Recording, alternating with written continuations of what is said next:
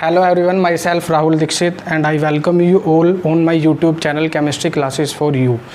आज हम बात करेंगे 9th केमिस्ट्री के मैटर इन आवर सराउंडिंग के बारे में। और जो आज का टॉपिक है हमारा वो है इवेपोरेशन वर्सेस बॉइलिंग का, कि इवेपोरेशन कब होगा या बॉइलिंग, इवेपोरेशन और बॉइलिंग में डिफरेंस क्या है और उनके मेन डिफरेंसेस। आप इवेपोरेशन और बॉइलिंग को मेन डिफरेंशिएशन उनका करेंगे कैसे, उसके बारे में हमें डिस्कस करना है। तो पहले हम इवेपोरेशन के बारे में ही डिस्कस करेंगे, इवेपोरेशन क्या है और इवेपोरेशन की वजह से कूलिंग क्यों फील होती है, क्योंकि बहुत सारे ऐसे फिनोमिना हैं जहाँ इवेपोरेशन की वजह से कूलिंग जनरली हम फील करते हैं। ठीक, तो पहले बात करते हैं इवेपोरेशन की। तो इवेपोरेशन है क्या, इवेपोरेशन से कूलिंग किन रीजन की वजह से होती है, उसके बारे में डिस्कस करेंगे। तो अगर आप इवेपोरेशन की बात करो तो इवेपोरेशन में भी क्या है कि जो आपका लिक्विड है वो गैसेज स्टेट में चेंज होता है। बस डिफरेंस यहाँ है कि यहाँ पे जो लिक्विड स्टेट का गैसेज स्टेट में चेंज होना वो उसके बॉइलिंग पॉइंट से नीचे होता है सारा फिनोमिना। अगर लिक्विड गैसेज स्टेट में चेंज हुआ है बिलो इट्स बॉइलिंग पॉइंट, तो उस फिनोमिना को क्या बोलेंगे आप, इवेपोरेशन।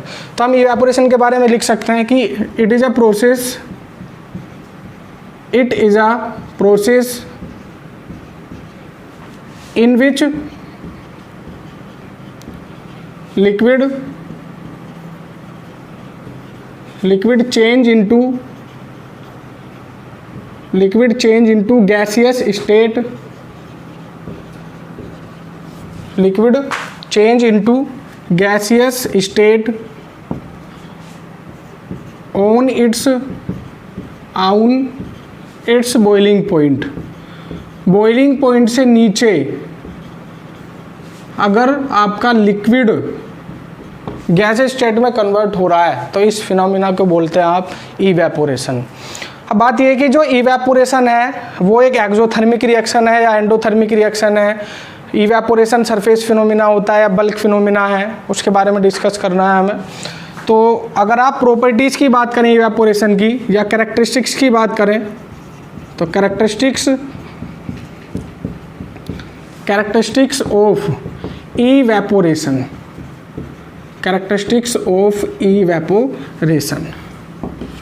तो इवेपोरेशन होने के लिए टेम्परेचर की रिक्वायरमेंट होती है या एनर्जी की रिक्वायरमेंट होती है, एनर्जी एब्जॉर्ब होती है। और आप जानते हैं कि जिन रिएक्शन में एनर्जी आपकी एब्जॉर्ब होगी उन रिएक्शन को क्या बोलेंगे आप, एंडोथर्मिक रिएक्शन। तो पहली बात तो यही है, इसकी जो पहली कैरेक्टरिस्टिक्स प्रॉपर्टी है कि जो इवेपोरेशन प्रोसेस है वो एक एंडोथर्मिक प्रोसेस है। दूसरी प्रॉपर्टी इसकी ये है, सपोज अगर आपके पास कोई वेजल है और इसमें लिक्विड प्रेजेंट है और ये क्लोज वेजल है, ठीक है, यहाँ पर कोई लिक्विड है और इस लिक्विड को आप हीट कर रहे हैं, तो होगा क्या, यहाँ पर हीट करने से इसकी जो लिक्विड पार्टिकल्स हैं यहाँ पर उनमें एनर्जी, ये लिक्विड जो है यहाँ से हीट दे रहे हैं आप, हीट जो ट्रांसफ़र कर रहे हैं इस लिक्विड को वो इन लिक्विड पार्टिकल्स में ट्रांसफ़र होगी। और जो लिक्विड पार्टिकल्स आपके बल्क में प्रेजेंट हैं, बल्क में मतलब जो अंदर प्रेजेंट है वो सरफेस पर पहुंच जाता है और इनकी एनर्जी इतनी हो जाती है कि ये सरफेस से क्या हो जाता है, इवेपोरेट, सरफेस को पार कर देते हैं। ठीक है, तो धीरे धीरे होता क्या है, बल्क के मॉलिक्यूल इस टेम्परेचर के थ्रू एनर्जी एब्जॉर्ब करेंगे, ऊपर पहुंचेंगे सरफेस पर और क्या हो जाएंगे, इवेपोरेट। तो आप ये बोल सकते हैं कि जो इवेपोरेशन है आपका वो सरफेस फिनोमिना है। हमेशा सरफेस के मॉलिक्यूल ही इवेपोरेट होते हैं। बल्क मॉलिक्यूल एनर्जी एब्जॉर्ब करेंगे, सरफेस पे पहुंचेंगे, इवेपोरेट होंगे। फिर से बल्क मॉलिक्यूल, जो नीचे वाले मॉलिक्यूल है वो एनर्जी एब्जॉर्ब करेंगे, सरफेस पे पहुंचेंगे और इवेपोरेट हो जाएंगे। ठीक है, तो आप फाइनली ये बोल सकते हैं कि जो इवेपोरेशन है वो एक सरफेस फिनोमिना है। तो दूसरी प्रॉपर्टी क्या है इसकी, दूसरी कैरेक्टरिस्टिक्स की अगर आप बात करें तो इवेपोरेशन एक सरफेस फिनोमिना होता है। तो दो कैरेक्टरिस्टिक्स हैं यहाँ पर। पहली क्या है आपकी इवेपोरेशन की, it is an endothermic process, it is an endothermic process, therefore it cause cooling. और एंडोथर्मिक प्रोसेस है, एनर्जी एब्जॉर्ब करता है और जहाँ से भी एनर्जी एब्जॉर्ब करेगा उस पर्टिकुलर जगह को के टेम्परेचर को क्या कर देगा, ये कम, जिसकी वजह से क्या फील होती है हमें, cooling. Therefore it cause cooling. ये फर्स्ट कैरेक्टरिस्टिक्स है इवेपोरेशन की। सेकंड है आपकी कि जो इवेपोरेशन एक सरफेस फिनोमिना है। तो evaporation is a evaporation is a surface phenomena, surface phenomena. ठीक, दूसरी बात यह है कि जो इवेपोरेशन है वो बहुत जगह कूलिंग होती है उसकी वजह से। तो कूलिंग करता क्यों है, रीज़न क्या है उसका, उसको डिस्कस करना है अब। तो मेन रीज़न उसका ये है कि जब भी इवेपोरेशन होगी, सपोज वाटर इवेपोरेट हो रहा है, तो वाटर इवेपोरेट होने के लिए टेम्परेचर एब्जॉर्ब करता है, क्या एनर्जी रिक्वायर्ड होगी उसे, जो भी एनर्जी रिक्वायर्ड है वो एनर्जी वो रिमेनिंग वाटर से एब्जॉर्ब करता है और खुद इवेपोरेट हो जाता है। और जो रिमेनिंग वाटर है उसका टेम्परेचर कम हो जाता है, जिसकी वजह से रिमेनिंग वाटर कैसा हो जाता है, कूलिंग फील होती है जनरली फिर। ठीक है, तो आपका इवेपोरेशन कूलिंग क्यों करता है, रीज़न क्या है उसका, उसको पढ़ते हैं अब हम। तो नेक्स्ट हेडिंग है आपकी इवेपोरेशन कोज कूलिंग। इवेपोरेशन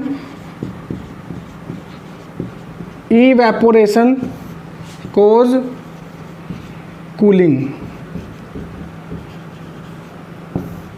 तो क्या है यहाँ पर, ड्यूरिंग इवेपोरेशन जनरली क्या होता है, वाटर मॉलिक्यूल्स इवेपोरेट होते हैं और इवेपोरेशन के लिए वो एनर्जी जो रिक्वायर्ड एनर्जी है वो रिमेनिंग वाटर से एब्जॉर्ब करेंगे, जिसकी वजह से रिमेनिंग वाटर का जो टेम्परेचर है वो कम हो जाता है और इसी की वजह से कूलिंग फील होती है। तो लिख सकते हैं यहाँ पर, during the process of evaporation, during the process of evaporation,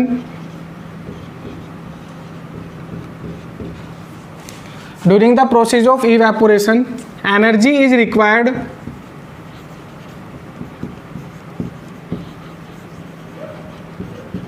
energy is required to the evaporation of water molecule, to the evaporation of water molecule. Water molecule को इवेपोरेट होने के लिए चाहिए क्या, चाहिए एनर्जी, और वो एनर्जी लेगा कहाँ से, रिमेनिंग वाटर से, which is taken from the remaining water, which is taken from the remaining water. So the temperature of remaining water, so the temperature of remaining water lowered, कम हो जाएगा temperature remaining water का, and therefore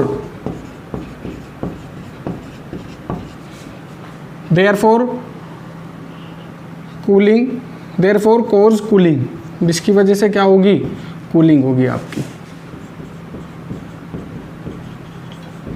तो ये reason है कि evaporation cooling क्यों generally course करता है, एनर्जी रिक्वायरमेंट होती है, वो एनर्जी रिमेनिंग वाटर से एब्जॉर्ब करता है, जिसकी वजह से कूलिंग होती है। इसके अलावा अगर हम बात करें, अब इसके बाद हम बात करेंगे उन एग्जाम्पल की जहाँ पर इवेपोरेशन की वजह से कूलिंग फील होती है। तो कुछ एग्जाम्पल्स हैं हमारे पास।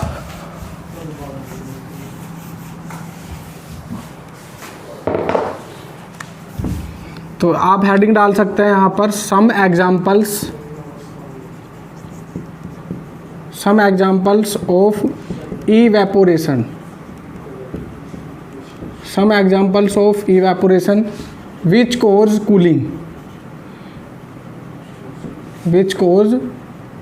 कूलिंग, जिसकी वजह से क्या होती है, कूलिंग होती है। उन एग्जाम्पल्स को डिस्कस करेंगे। तो जो सबसे पहला एग्जाम्पल है हमारा वो है sprinkling of water on open surface या ओपन रूफ। तो अगर आप किसी भी ओपन सरफेस में वाटर का स्प्रिंकल करते हैं, आप छिड़काव करते हैं वाटर का, तो वाटर मॉलिक्यूल जो है वो धीरे धीरे इवेपोरेट होते रहते हैं। इवेपोरेशन के लिए जो हीट एब्जॉर्ब करते हैं वो उस सरफेस से करते हैं, जिसकी वजह से सरफेस का जो टेम्परेचर है वो लोवर्ड हो जाता है और वो सरफेस कैसा हो जाता है, कूलिंग हो जाती है उसमें जनरली फिर। ठीक है, तो आप ये बोल सकते हैं यहाँ पर पहला जो एग्जांपल है वो स्प्रिंकलिंग का है, जब आप छिड़काव करते हैं वाटर मॉलिक्यूल का ऑन ओपन सरफेस या ओपन सरफेस या open roof. Sprinkling of water on open surface और open ground.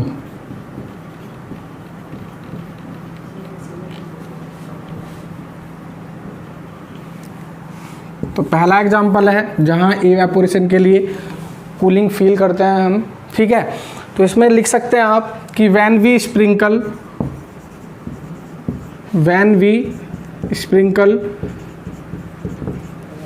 The water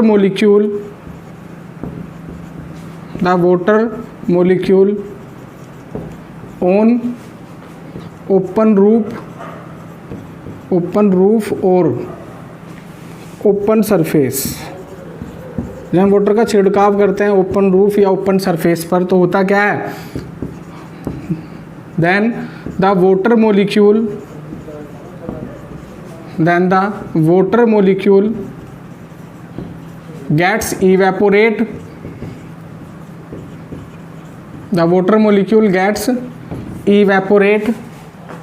from the surface the water molecule gets evaporate by absorbing the heat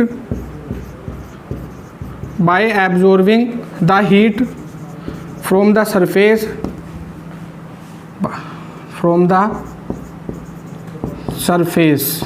heat कहाँ से absorb करते हैं, वो surface से, जिसकी वजह से जो सरफेस है वो कूल फील होता है हमें।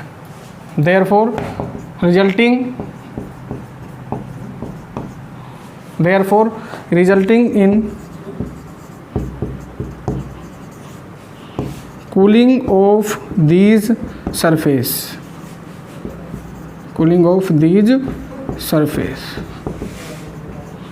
ठीक है, इसी की वजह से सरफेस है वो कैसा फील होता है, हमें कूलिंग फील होती है वहाँ पर। दूसरा रीज़न है इसका, जो दूसरा एग्जांपल है जहाँ पर हम इवेपोरेशन के थ्रू कूलिंग फील करते हैं, वो है हमारा डिजर्ट कूलर। अगर आप डिजर्ट कूलर की बात करें तो desert cooler hot dry day में जनरली ज़्यादा कूलिंग करता है। इसका रीज़न क्या है, हॉट ड्राई डे का मतलब है, हॉट का मतलब टेम्परेचर ज़्यादा है और ड्राई का मतलब वहाँ पर ह्यूमिडिटी बहुत कम है। ह्यूमिडिटी की जो परसेंटेज है, ह्यूमिडिटी का मतलब होता है कुछ वाटर वेपर्स हमारी एयर में प्रेजेंट होती हैं, उन वाटर वेपर्स को क्या बोलते हैं हम, ह्यूमिडिटी बोल सकते हैं आप उन्हें। जहाँ हॉट है तो टेम्परेचर ज़्यादा है और ड्राई है तो ह्यूमिडिटी कम है। तो दोनों ही फैक्टर करते क्या है, अगर टेम्परेचर ज़्यादा है और ह्यूमिडिटी कम है वो इवेपोरेशन के रेट को इंक्रीज करते हैं, जिसकी वजह से जो डिजर्ट कूलर है वो कूलिंग फील कराता है इन हॉट ड्राई डे। तो दूसरा एग्जांपल है वो जहाँ पर हम इवेपोरेशन के थ्रू कूलिंग फील करेंगे। तो देखते हैं वो क्या है। तो हेडिंग है आपकी उसकी, सेकंड है आपका a desert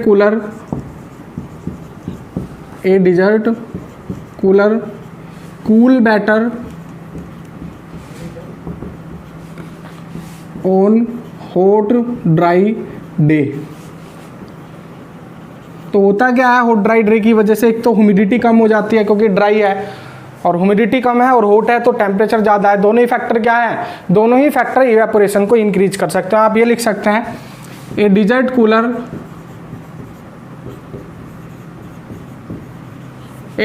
cooler cool better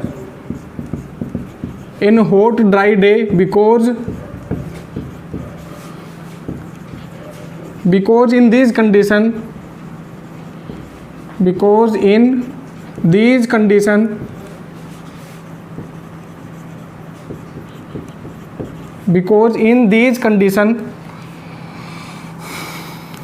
the temperature is high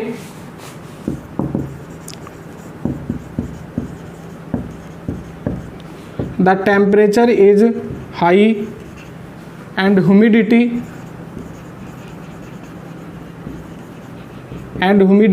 is low।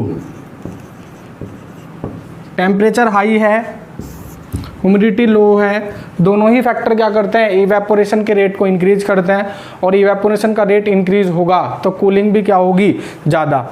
both these factor both these factor can increase the rate of evaporation, can increase the rate of evaporation, therefore resulting in the cooling, therefore resulting in cooling is more होगी क्योंकि temperature भी ज़्यादा है और humidity क्या है, कम। तो आप ये बोल सकते हैं यहाँ पर कि कूलिंग मोर होगी, टेम्परेचर ज़्यादा है और ह्यूमिडिटी कम है। तो सेकंड एग्जांपल था। इसके बाद हम बात करेंगे थर्ड एग्जांपल की। जो थर्ड एग्जांपल है जहाँ कूलिंग इवेपोरेशन की वजह से कूलिंग होती है।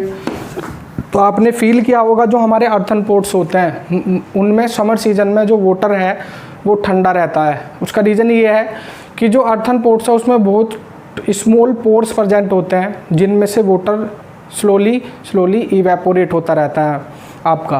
और जैसे वाटर धीरे धीरे इवेपोरेट होगा, वो वाटर जो इवेपोरेट हो रहा है वो रिमेनिंग वाटर से हीट एब्जॉर्ब करेगा या टेम्परेचर या एनर्जी एब्जॉर्ब करेगा, जिसकी वजह से रिमेनिंग वाटर का जो टेम्परेचर है वो कम हो जाएगा।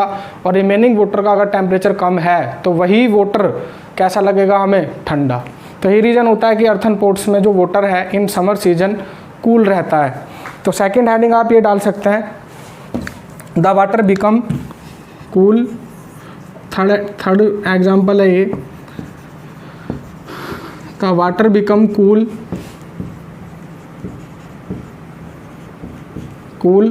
इन अर्थन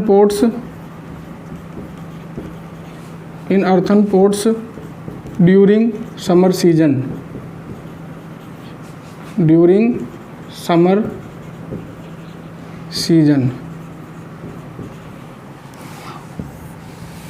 तो क्या लिख सकते हैं आप इसमें कि we know that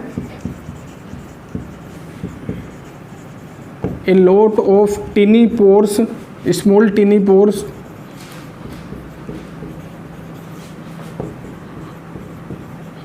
are present, छोटे छोटे छिद्र प्रेजेंट होते हैं, पोर्स प्रेजेंट होते हैं अर्थन पोर्ट्स में, जहाँ से क्या होता रहता है हमारा वाटर धीरे धीरे इवेपोरेट होता रहता है। Small tiny pores are present on the surface of earthen pots, on the surface of earthen pots, by which the water molecule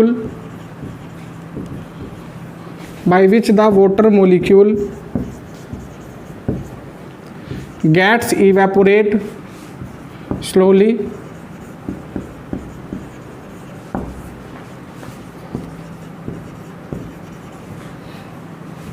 and for this evaporation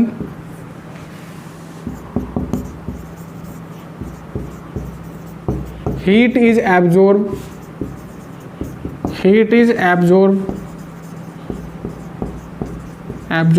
from the remaining water। जो भी evaporation के लिए heat चाहिए वो remaining water से absorb की जाती है, जिसकी वजह से जो रिमेनिंग वाटर का टेम्परेचर है वो कम हो जाता है। From the remaining water therefore the temperature of remaining water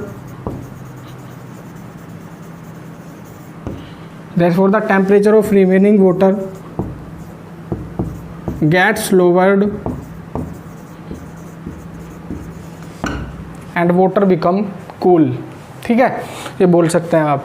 इसके अलावा अगर आप फोर्थ एग्जांपल की बात करें तो आप डेली लाइफ में फील भी करते हैं, आफ्टर बाथिंग जब हम अंडर द फैन आते हैं तो हमारा जो बॉडी पर वाटर मॉलिक्यूल्स होते हैं वो इवेपोरेट होने लगते हैं, जिसके इवेपोरेशन की वजह से जो हमारी बॉडी का टेम्परेचर है, क्योंकि जैसे ही वाटर मॉलिक्यूल इवेपोरेट होंगे वो इवेपोरेशन के लिए एनर्जी कहाँ से लेंगे, हमारी बॉडी से।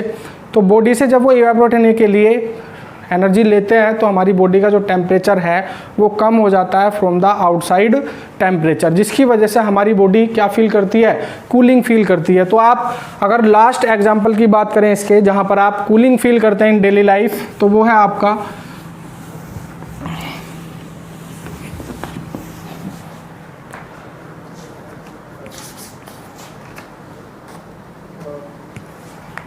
फोर्थ है आपका इवेपोरेशन।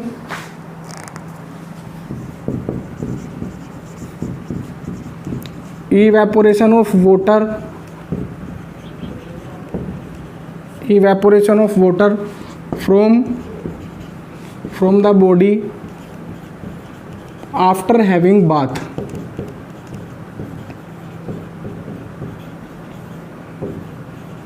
हम नहाकर आते हैं और आने के बाद अगर हम फैन के नीचे आए तो जो हमारी बॉडी पर वाटर मॉलिक्यूल होते हैं वो इवेपोरेट होने लगते हैं, और इवेपोरेशन के लिए एनर्जी कहाँ से लेते हैं, वो हमारी बॉडी से, ठीक है, और जिससे बॉडी का टेम्परेचर कम हो जाता है फ्रॉम द आउटसाइड टेम्परेचर, इसी की वजह से कूलिंग फील होती है वहाँ पर। तो आप ये लिख सकते हैं after having bath, after having bath when we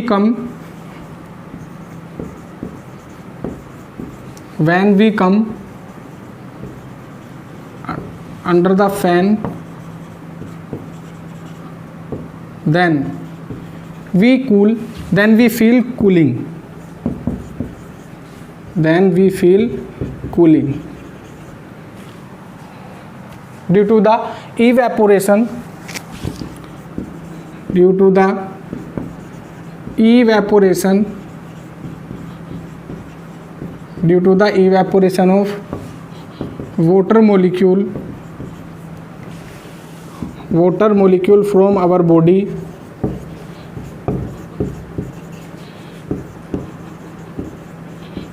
by taking the heat या by taking the energy या by taking the temperature, कुछ भी लिख सकते हैं, by taking the heat from body. Therefore the temperature of our body, therefore the temperature of our body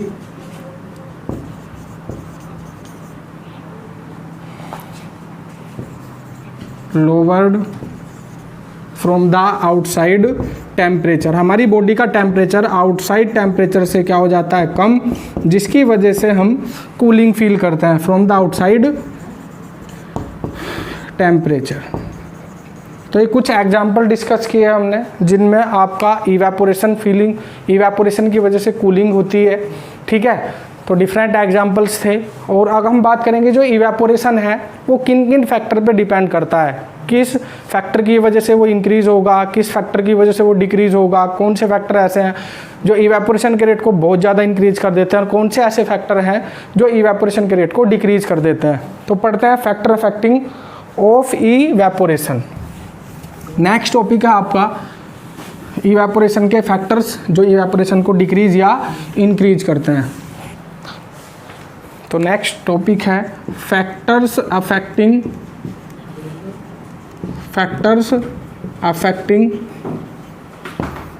of evaporation. तो सबसे पहला जो फैक्टर है यहाँ पर हमारा वो है temperature.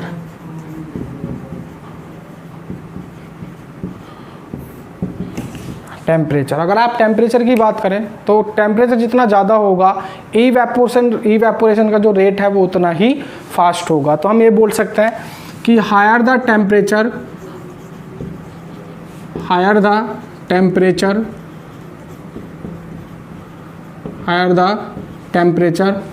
Will be the rate of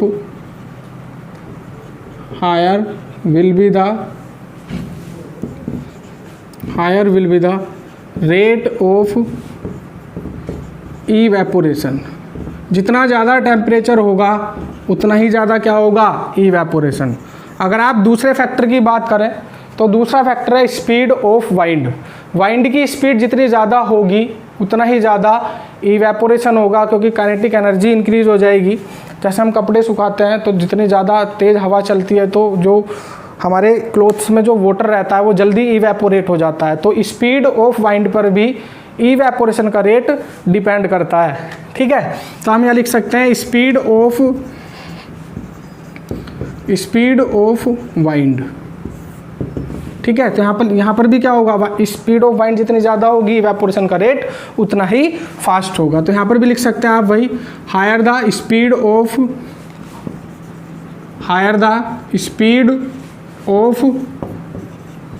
wind, higher will B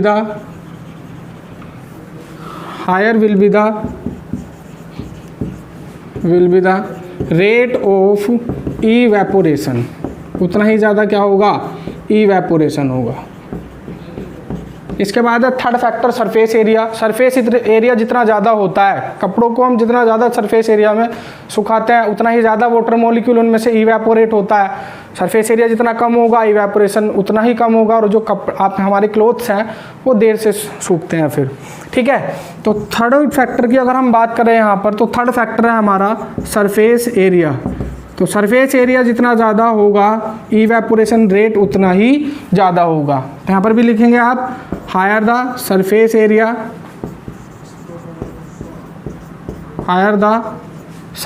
area higher will be the rate of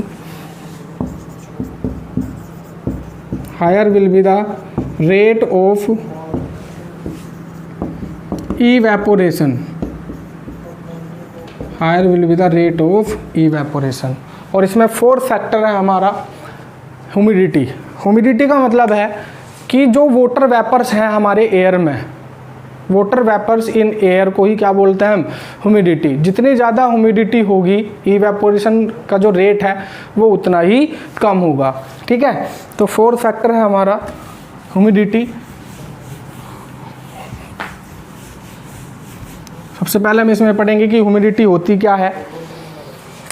तो फोर्थ फैक्टर है हमारा ह्यूमिडिटी। ह्यूमिडिटी का मतलब है water vapours present in air. तो द वाटर वेपर्स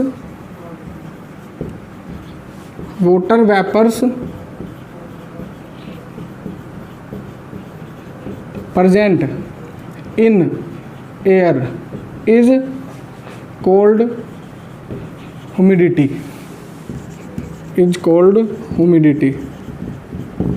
और ह्यूमिडिटी जितनी ज़्यादा होगी इवेपोरेशन रेट उतना ही कम होगा। तो आप ये लिख सकते हैं यहाँ पर, higher the percentage of humidity,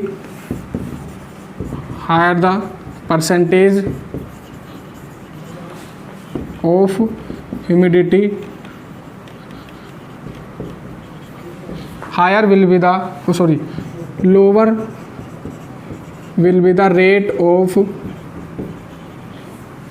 will be the rate of evaporation.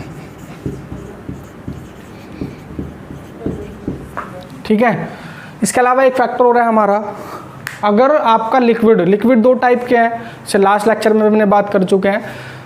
एक लिक्विड होता है वोलाटाइल नेचर होता है जिनका, दूसरे लिक्विड होते हैं जिनका नॉन वोलाटाइल होता है। वोलाटाइल और नॉन वोलाटाइल का मतलब क्या है, जो लिक्विड ईजिली वेपोराइज हो जाएं, ईजिली वेपर बना लें, उनको बोलते हैं आप वोलाटाइल, और जो ईजिली वेपर ना बना पाए उन्हें क्या बोलेंगे आप, non volatile.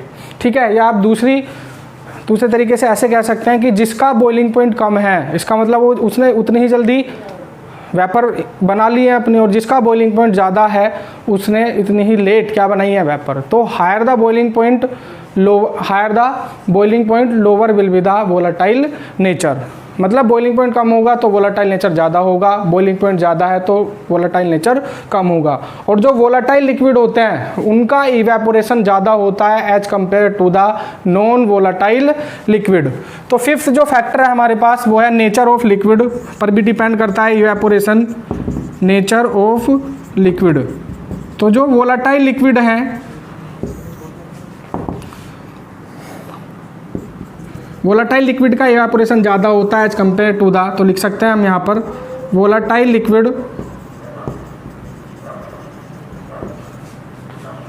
volatile liquid have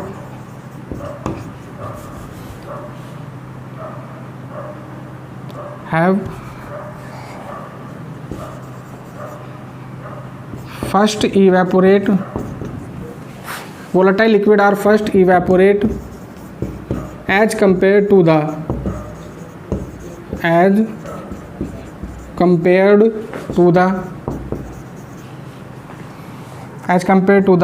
non volatile liquid. और वोलाटाइल नॉन वोलाटाइल की जो बात है हम पीछे के लेक्चर में बात कर चुके हैं इस चीज़ की, ठीक है। जैसे अगर हम एग्जांपल लें यहाँ पर, अगर आप इथाइल अल्कोहल की बात करें या स्पिरिट की बात करें, इथाइल अल्कोहल जनरली उसे बोलते हैं, उसका जो बॉइलिंग पॉइंट है वो होता है 78 डिग्री सेल्सियस। तो alcohol is the rate of, ये लिख सकते हैं आप यहाँ, the rate of evaporation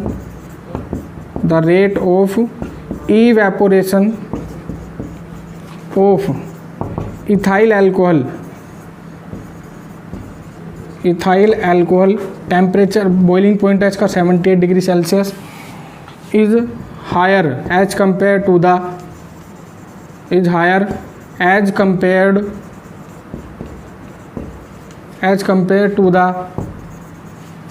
water. और वाटर के बारे में अगर आप बात करें तो वाटर का जो बॉइलिंग पॉइंट है वो होता है 100 डिग्री सेल्सियस। तो जिसका बॉइलिंग पॉइंट ज़्यादा होता है उसका वोलाटाइल नेचर क्या होता है, कम, उसका वोलाटाइल नेचर होता है कम। तो ये कुछ फैक्टर्स थे इवेपोरेशन के, कि इवेपोरेशन किससे इंक्रीज होगा, किससे डिक्रीज होगा। अब हम इसके बाद, ये जो फैक्टर थे वो तो सब फैक्टर थे इवेपोरेशन के, किन से इवेपोरेशन डिक्रीज होगा या किन से इवेपोरेशन इंक्रीज होगा। अब हम बात करेंगे यहाँ पर, आज का लास्ट टॉपिक है ये, कि इवेपोरेशन वर्सेस बॉइलिंग में आप कैसे डिफ्रेंशिएट करेंगे, इवेपोरेशन किस टेम्परेचर पर होता है, क्योंकि दोनों ही सेम से फिनोमिना है। तो डिफरेंस पढ़ते हैं कि इवेपोरेशन और बॉइलिंग में क्या क्या मेन डिफरेंस है जिनसे हम उन्हें आइडेंटिफाई कर पाएँ। तो लास्ट टॉपिक है आपका इवेपोरेशन वर्सेस बॉइलिंग, या difference between evaporation and boiling. आप ये लिख सकते हैं यहाँ पर,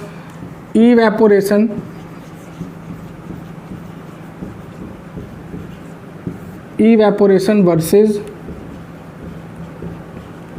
बॉइलिंग, ठीक। तो पहला जो डिफरेंस है इवेपोरेशन और बॉइलिंग में वो ये है कि जो इवेपोरेशन है वो किसी भी टेम्परेचर पर हो सकता है।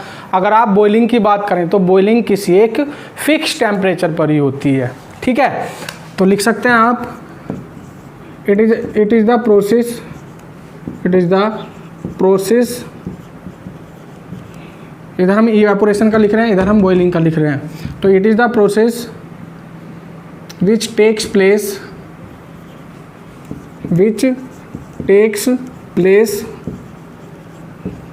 at any temperature,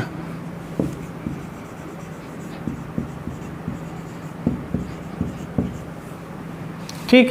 अगर आप बॉइलिंग की बात करें तो बॉइलिंग क्या है, एक फिक्स टेम्परेचर पर होती है। तो it is the process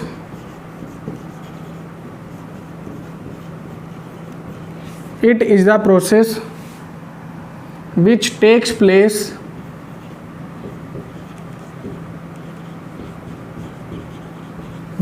place at a fixed temperature, fix temperature पर होगी।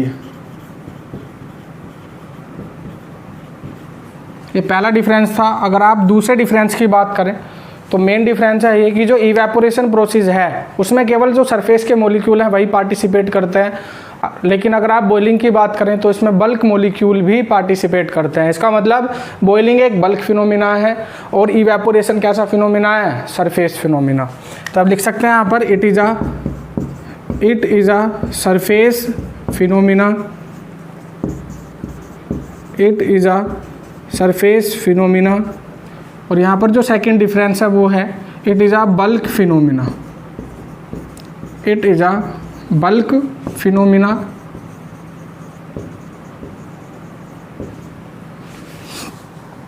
इसके अलावा अगर थर्ड डिफरेंस की अगर आप बात करें तो थर्ड डिफरेंस ये है कि जो इवेपोरेशन है वो डिफरेंट टेम्परेचर पर डिफरेंट होगा, लेकिन अगर आप बॉइलिंग की बात करें तो वो मोस्टली कांस्टेंट रहता है, टेम्परेचर के साथ में वो चेंज नहीं होता। लेकिन अगर आप कन्वर्जन की बात करें लिक्विड टू गैस, तो मोस्टली जो लिक्विड का गैस में कन्वर्जन है वो हाई टेम्परेचर पर ज़्यादा हो सकता है, हम ये बोल सकते हैं इन केस ऑफ बॉइलिंग।